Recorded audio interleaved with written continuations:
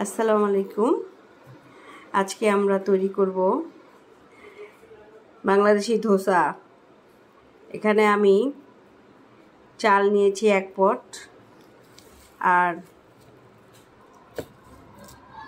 2 মুঠ মুসুরির ডাল, 2 মুঠ কালার ডাল, সেই সাথে পেঁয়াজ, কাঁচামরিচ, ধনেপাতা, লবণ, একটু আদা রসুন বাটা দিয়েছি।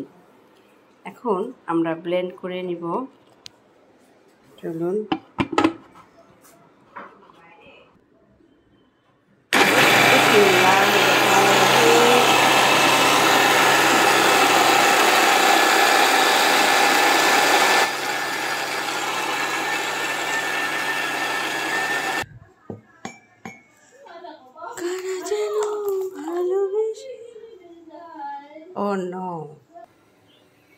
আমি 2টো তাওয়া বসিয়েছি তাড়াতাড়ির জন্য। তাওয়া দুটো ভালো গরম হয়েছে। এখন আমি তাপটা কমিয়ে দিব।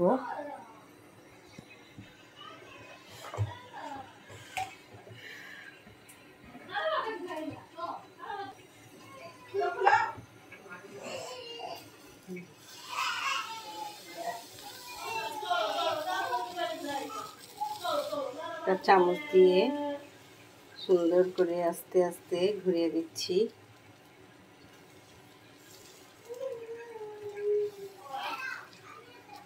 এখন ঢেকে দিলাম।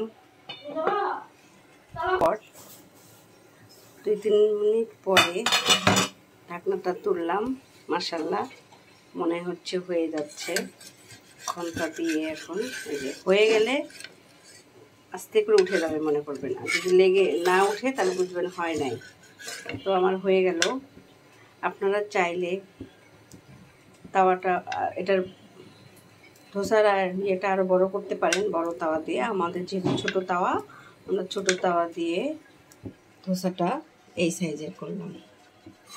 মাশাআল্লাহ, সেই মচমচে হয়েছে। দেখুন, মাশাআল্লাহ, কালারটাও সুন্দর এসেছে এবং দেখুন খুব সুন্দর মচমচা। খেতেও নিশ্চয়ই আমি হবে।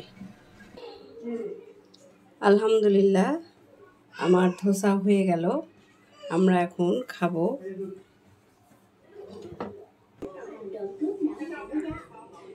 যে দেখুন, ধোসার সাথে রয়েছে আম রসুনের অথেন্টিক আচার, পেঁয়াজের ভর্তা,